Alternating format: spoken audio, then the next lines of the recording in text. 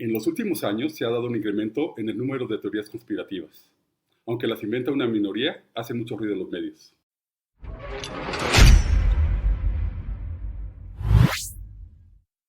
El sentimiento antivacunas no es nuevo. De hecho, se inició desde que se descubrió la vacunación científica en 1796 por Edward Jenner. Por ejemplo, un gran número de personas no se vacunó por la falsa información proporcionada por un tal Dr. Andrew Wakefield, que argumentó que las vacunas triples MMR provocaban autismo. Aunque esta persona ya está totalmente desacreditada y su trabajo retractado, increíblemente aún hay mucha gente que le sigue creyendo.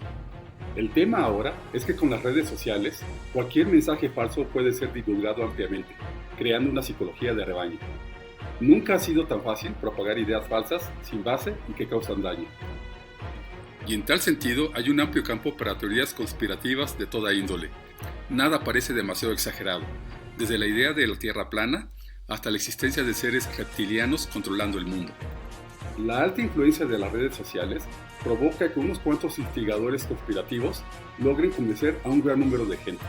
Una encuesta llevada a cabo por la compañía de investigación de mercados YouGov encontró que hasta un 28% de las personas encuestadas consideraban creíble la teoría de los microchips insertados por Bill Gates a través de las vacunas anti-COVID. Otro estudio encontró que la mayor parte de las teorías conspirativas provienen de unos cuantos individuos que no han aportado ni una sola prueba. Al que está dispuesto a creer en lo irracional, no hay manera de hacerle cambiar de opinión, por más evidencia científica que se le presente. ¡Advertencia! ¡Advertencia! ¡Prepárese para ser raptada! De tal forma, cuando se desataron las teorías conspirativas en contra de las vacunas anti-COVID, un alto porcentaje de gente lo ha creído. Por supuesto que pueden existir dudas legítimas sobre el virus y las vacunas. El tema es que, ante la ausencia de información, el vacío se llena con teorías falsas. Y una muy difundida es la existencia de supuestas sustancias nocivas en dichas vacunas, como por ejemplo el óxido de grafeno.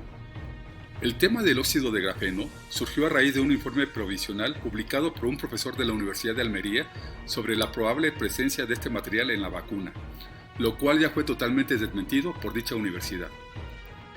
Resulta que la supuesta vacuna revisada era una sustancia no identificada que envió un conocido propagador antivacunas a un profesor de dicha universidad para que la analizara. El estudio utilizó microscopía óptica y electrónica para identificar el óxido de grafeno, lo cual no es concluyente. El mismo profesor señaló que el estudio fue meramente descriptivo y que requería de análisis espectroscópicos que no se realizaron. Además de que utilizó una sola muestra, limitada en volumen, desconociendo la procedencia de la misma. No hay nada más que relacione a la vacuna anti-COVID de Pfizer con el líquido revisado más que la etiqueta falsa pegada en el frasco. Tenemos una muestra de origen desconocido que envió un propagador antivacunas y logró su objetivo. Con esta supuesta prueba se creó todo el ruido en torno a la existencia de óxido de grafeno en las vacunas anti-COVID. Otra supuesta prueba fue un video de un líquido con pequeñas estructuras oscuras que decían ser óxido de grafeno que se movían al aplicárseles una corriente eléctrica. Resulta ser que dicho video era realmente un experimento realizado en el 2014 en la Universidad de Stanford sobre el comportamiento de pequeños balines. El utilizar un video de hace 7 años para fabricar una supuesta prueba es una enorme mentira. Pero no sorprende que lo sea, sino que tenga impacto y la gente lo crea. Qué fácil es crear una teoría conspirativa, ¿no? Ay, creo que me negaba a aceptarlo. Si la presencia de óxido de grafeno en las vacunas anti-COVID fuera real y se quisiera demostrar, ¿no creen que sería muy fácil para cualquier investigador obtener muestras suficientes de dichas vacunas reales, perfectamente trazables en su procedencia y aplicar cualquier metodología nanotecnológica adecuada? Pero claramente no se puede encontrar algo que no está presente. Y es que ninguna de las vacunas anti-COVID desarrolladas hasta el momento contienen óxido de grafeno.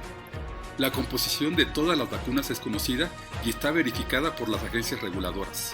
No hay ningún documento real, sin trucos, que los negacionistas puedan presentar que pruebe lo contrario. Les puedo decir que si las vacunas tuvieran óxido de grafeno, aun con cantidades muy pequeñas, tendrían una coloración oscura y no clara. Ahora bien, suponiendo sin conceder que tuvieran óxido de grafeno, ¿sería esto realmente un problema? Actualmente existen investigaciones para desarrollar vacunas con grafeno y para el transporte de medicamentos dentro del cuerpo humano, con resultados que podrían revolucionar muchos tratamientos. El potencial del grafeno para los avances médicos es enorme. Es decir, los negacionistas mienten al decir que las vacunas contienen óxido de grafeno y mienten al decir que la existencia de este material sería nociva. El óxido de grafeno no es ningún veneno, como mencionan, aunque, como en la mayoría de los materiales, inclusive los de uso doméstico, pueden haber variantes tóxicas que no permitan ciertos usos. Por eso son necesarias muchas pruebas preliminares para asegurar las propiedades y minimizar los riesgos. ¿Que si las vacunas futuras podrían tener óxido de grafeno? Claro que sí, eso es altamente probable, y hay muchas investigaciones al respecto. Pero el resultado de contener óxido de grafeno será muy positivo, no negativo como se ha querido manejar. La presencia de materiales grafénicos en muchos productos es un tema de innovación tecnológica y avance científico. Si fuera el caso, su presencia en vacunas futuras sería algo para presumir, no para ocultar. Un comentario final. Para finalizar, una nota de aclaración. Yo soy fundador de una compañía de grafeno, produciendo grafeno y óxido de grafeno, así como desarrollando aplicaciones con estos materiales desde hace 8 años. Lo que intento es compartirte la información y experiencia que he acumulado. Sin embargo, alguien podría argumentar que tengo conflicto de intereses, y por eso hago esta aclaración, para que puedas normar mejor tu criterio sobre lo que comento. Si te gustó este video, te invito a suscribirte a los 2 canales hermanos de YouTube, El Mundo del Grafeno y Grafenemex. Nos vemos pronto.